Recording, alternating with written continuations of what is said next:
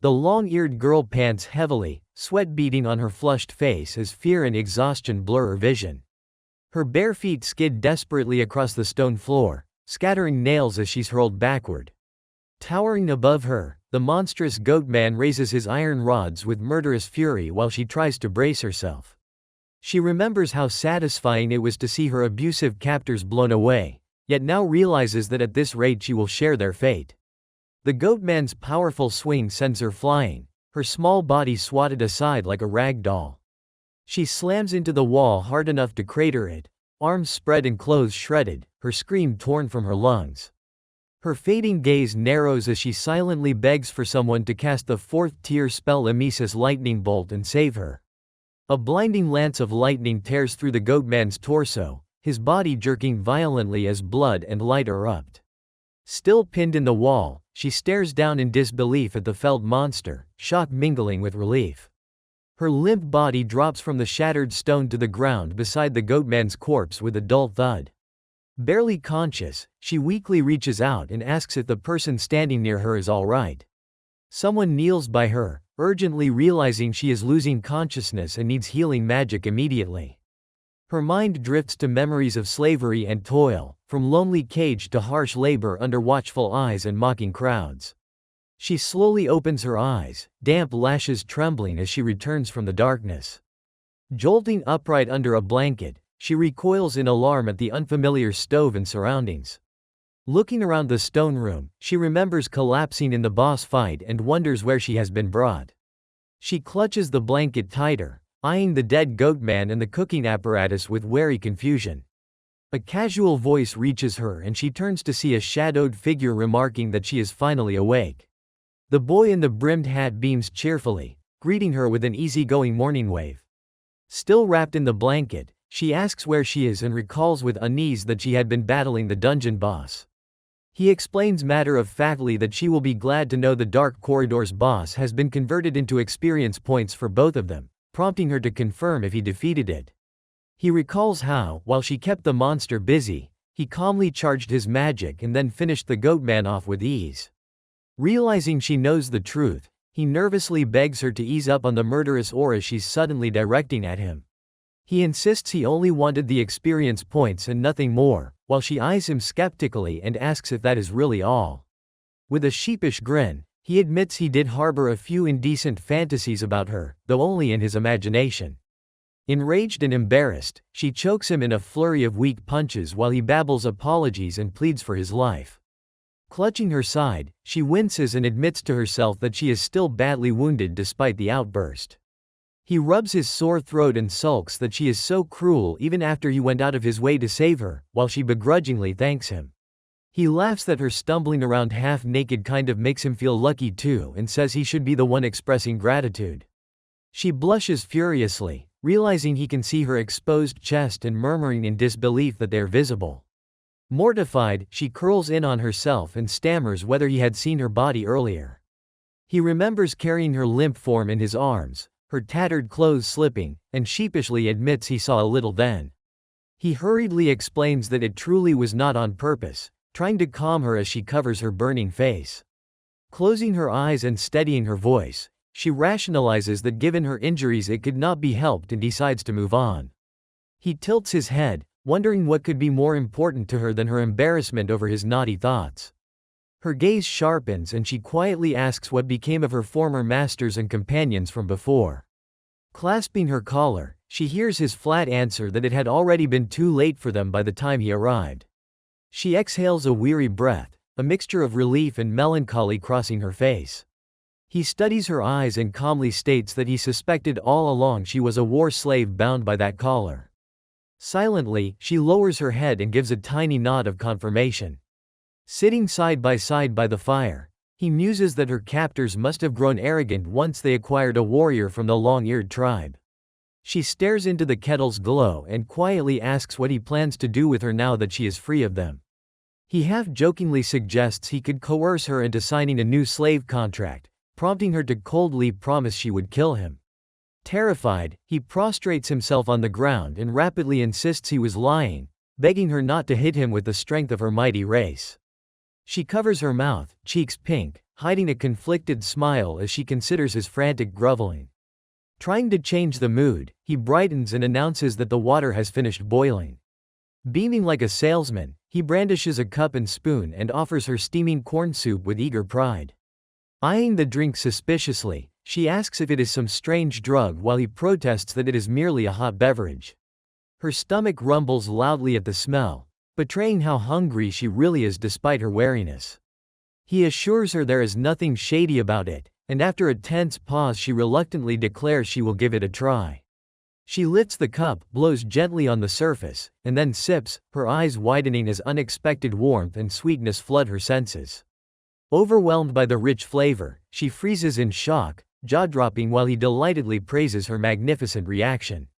Unable to stop herself, she tips the cup and gulps it down greedily, cheeks flushed with bliss. Still holding the empty container, she demands to know what this miraculous drink is that tastes so impossibly good. He proudly declares it corn soup, a beverage so delicious he jokingly describes it as a legendary drink crafted by the gods. Clutching the cup to her chest, she anxiously asks whether it is really acceptable for her to drink something so divine and valuable. He laughs awkwardly and admits he only bought it because it was on sale, as she shyly sips more. Her eyes narrow dangerously as she realizes he exaggerated its worth and accuses him of deceiving her. Calling his blasphemy outrageous, she sips with mock disdain while he panics, bowing and promising to give her another to appease her wrath. He formally introduces himself as Kudo Akira, then remembers to reorder his name the local way as Akira Kudo. Gathering her composure, she replies that her name is Skrell and politely says it is a pleasure to meet him, even if only for their journey back. Feeling guilty, he offers her a chunk of salty bread as an apology and guesses from her expression that she must be starving. The moment the coarse bread hits her tongue, tears spill down her cheeks as she devours it. Between sobs she whispers that the bread really is salty, the simple taste breaking open years of hardship. Watching her cry into her food, he awkwardly comments that this must have been the emotional tipping point for her. Wiping her eyes, she manages a faint smile and quietly thanks him from the bottom of her heart. He tells her not to worry about it and suggests that once she has calmed down they can depart the dungeon together. A montage of their return journey shows them walking side by side, sharing small conversations and beginning to grow closer. At last they reach the city gates, and Kudo stretches triumphantly, remarking that it was quite a long road back. Spotting a familiar face at the guild, he calls out brightly to Ashley as Skrell lingers shyly behind him.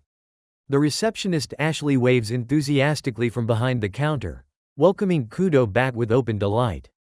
Standing at the front desk, Kudo casually reports that he earned about the usual amount while Ashley excitedly asks how much he made. Skrell glances between them, feeling out of place, and mutters that this money-obsessed conversation sounds rather sleazy. Ashley flourishes theatrically, preaching that a man, regardless of age, should always properly support a lady. Kudo dryly points out she was just about to say, spoil, and she flusters, correcting herself that he should treat a lady well. He reminds her they are getting off topic, and she leans forward to ask where he went and what he accomplished today. Throwing his arms wide, he brags that he exterminated vampire bats in the dark corridors until he was utterly sick of them. Ashley marvels that high-ranking adventurers can endure such foul places and still walk out looking perfectly fine. She then jabs a finger at him, exclaiming that he is the only one crazy enough to tackle that dungeon solo. Her eyes sparkle mischievously as she studies Skrell and demands to know who this super cute girl far above Kudo's league might be. Kudo slumps at the backhanded comment, complaining that she always says such mean things about his plain face even when he returns with someone.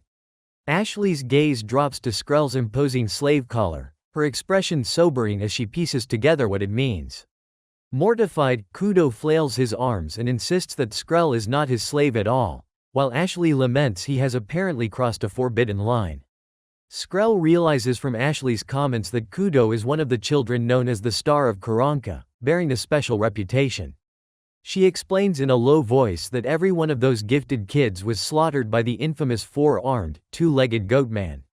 Ashley turns to Kudo with concern, asking if that grim story about his comrades' deaths is really true. He recalls arriving too late to save them, their bodies already lying in pools of blood, and admits he felt little grief for such cruel masters.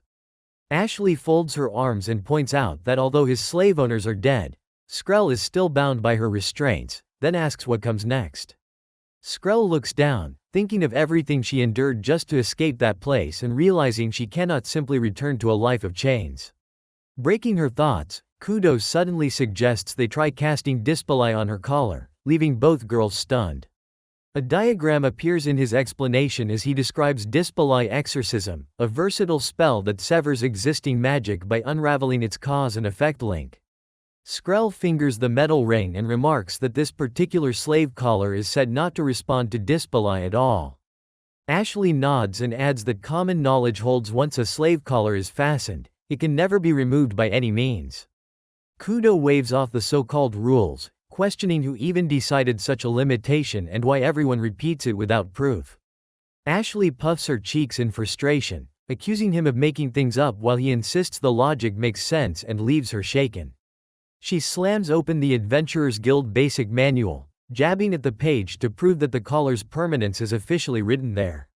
Kudo counters with another magical diagram, explaining that the collar uses binding magic to connect Skrell's existence as a cause to the effect of her enslavement. He continues that the fact she remains bound proves that the magical cause and effect chain is unbroken and functions as a solid link. He concludes that if they can somehow cut the connection between cause and effect, the resulting liberation would grant her complete freedom. Skrell stares at him wide-eyed, heart-pounding, and asks in a trembling voice if he can truly accomplish such a miracle. He simply smiles, eyes closing with quiet confidence, and tells her to leave everything to him. Announcing that the preparations are done, he steps in front of her and raises his hands while Ashley looks on in confusion. He sets 3 glass vials on the table, their contents glinting, revealing the rare magic potions he just purchased. Ashley's jaw drops when she recognizes them as high-grade magic potions, aghast at how many he has procured. Ignoring her protests about the cost, he lifts 2 bottles at once and chugs them down, glowing energy surging through him. Skrell watches in disbelief, thinking about how extravagant these potions are and wondering what on earth he intends to do. He claps his charged hands before her and declares it is time to begin the spell for real. Mystic circles and orbs of light burst around Skrell as he chants Display, her eyes widening at the radiant display. When the glow fades and the collar loosens, Ashley remarks that if he had such power he should have used it sooner, while he wipes sweat away in relief.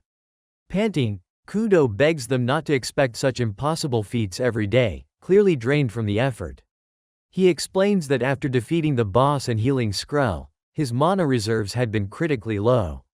Even now, after gulping 4 elite potions to fuel Display, he admits his magic is already dropping close to empty again. Ashley suddenly processes his offhand comment and exclaims in shock that he truly defeated the fearsome dungeon boss. Her eyes sparkle with hero worship as she confirms he really brought down the dreaded 4-armed, 2-legged goatman. Skrell looks at the now broken collar in her hands, scarcely believing that the symbol of her bondage is gone. Tears of joy well up as she smiles softly, whispering that she finally possesses her own freedom. Kudo waves away the celebration, saying there is no need to rush and they still have some business to finish. He places the glittering crystal boss drop on the counter and tells Ashley this is the proof of the goatman's defeat. Then he requests that the valuable gem be used as the security deposit needed to register Skrell as an adventurer. Ashley agrees that once registered, Skrell will fall under the guild's protection, ensuring no one can legally enslave her again. She cheerfully promises to process the paperwork immediately and darts off with renewed enthusiasm. Moments later, the completed contract and stamped seal are laid out on the desk, and Ashley announces that everything is in order. Kudo raises a hand in farewell, saying that with the registration finished he will be taking his leave. Skrell stops him, eyes glistening, and quietly asks why he went to such lengths on her behalf. She lowers her head, struggling with shame, and wonders aloud why he would spend so much money for someone who was nothing but a slave. He scratches his cheek and says he only happened to have some spare change, otherwise he might not have been able to do any of it. He adds that she should not dwell on it and that he simply did not want their shared experience to end on a sour note, since he enjoys the labyrinth. Her expression melts into a tender, overwhelmed smile as she gazes at him, gratitude overflowing. He suggests lightly that if she feels indebted, she can just earn money as an adventurer and pay him back someday. The narration shifts, describing this world of Du Merda, homeland of the long-eared people beloved by the goddess of beauty and war. It notes that the tale was meant to chronicle Skrell's harsh struggles in this otherworld. Yet the commentator wryly admits the story mostly follows the easygoing life of plain-faced Kudo Akira relaxing in another world, prompting his irritated protest. Back in his own room after exams, Kudo clenches his fist with excitement and declares it is time to return to Du Merda. He arrives again in the dungeon city, thrilled as always, and hums that he brought a mountain of supplies with him this trip. Adjusting his pack, he decides to head straight to the guild counter to report in. When he opens the door, he is greeted by a bustling crowd of adventurers already lined up and chatting noisily. Seeing the queue snaking through the hall, he grimaces and complains inwardly that the line is far too long. Smirking to himself, he digs into his bag and reveals a stash prepared specifically for boring waits like this. He pulls out a bag of potato chips, cheerfully singing their name as if they were treasure. As he munches, a tall blonde adventurer named Miguel saunters up with a tankard, greeting him casually. Leaning over the table, Miguel asks how business is going and whether Kudo is raking in good money from his dives. Kudo answers with feigned modesty that things are just so-so, trying not to draw attention. Wrinkling his nose, he complains that Miguel reeks of alcohol and demands to know why he is drinking again so early. Miguel laughs that being able to drink in broad daylight is a man's dream and invites Kudo to join him for a mug. Kudo refuses as usual, saying he has no taste for booze, while Miguel shrugs that he expected as much. Calling Kudo a child, Miguel reaches for the snacks and announces he is helping himself to one. Kudo warns him they are a bit hard and jokingly dangerous, since biting wrong might stab him in the mouth. Miguel examines the chip curiously, wondering what could be risky about such a small round thing. He bites down with a loud crunch, eyes widening as he experiences the satisfying texture. A vivid image flashes in his mind of the crisp chips showered in salt, and he exclaims over the incredible crunch and flavor. Raising a chip toward the light, he laments that it is almost a shame these masterpieces are not paired with beer. When Kudo generously offers the whole bag, Miguel's face lights up as he shyly asks if he is really allowed to have them. Kudo smirks and opens another bag for himself, revealing he came fully prepared with more. Miguel munches enthusiastically and, seeing the new flavor, requests that Kudo let him try one of those as well.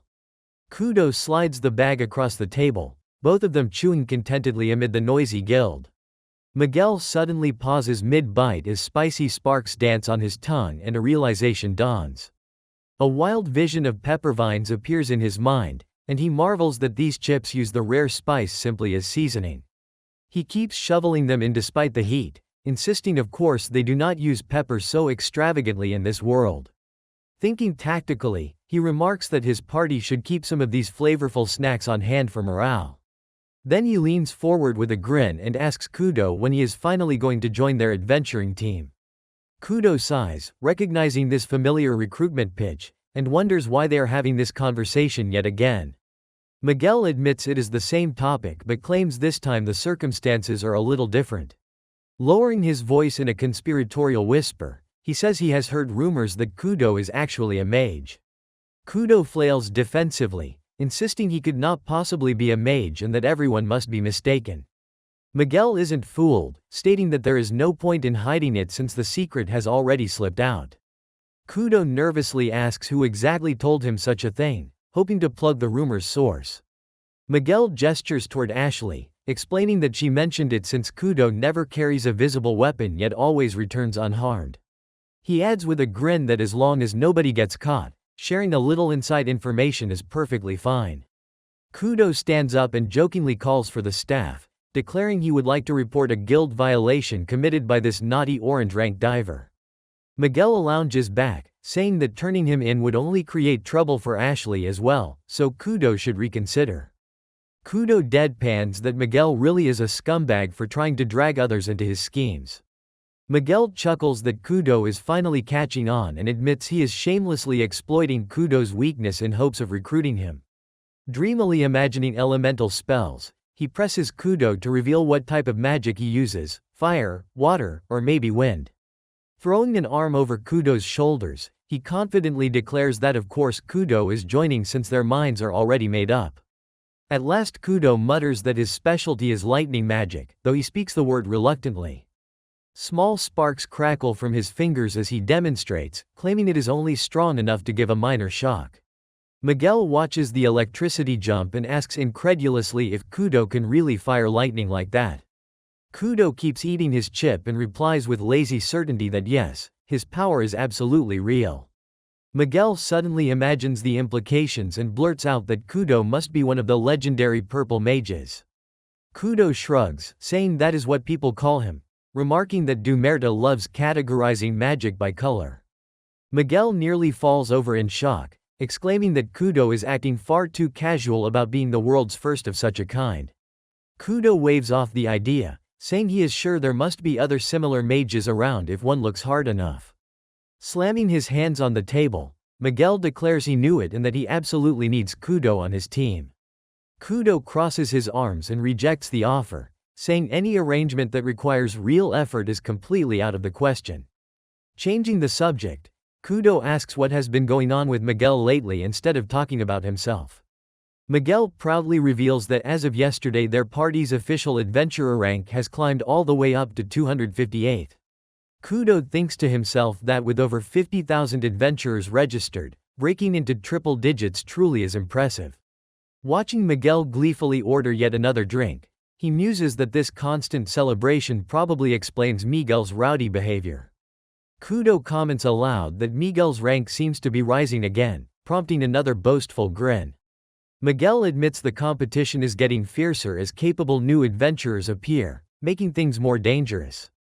Kudo smirks and hints that Miguel, with his current strength and allies, probably does not need to worry so much. Miguel suddenly slams the table and yells in passionate denial, startling Kudo and spilling their snacks.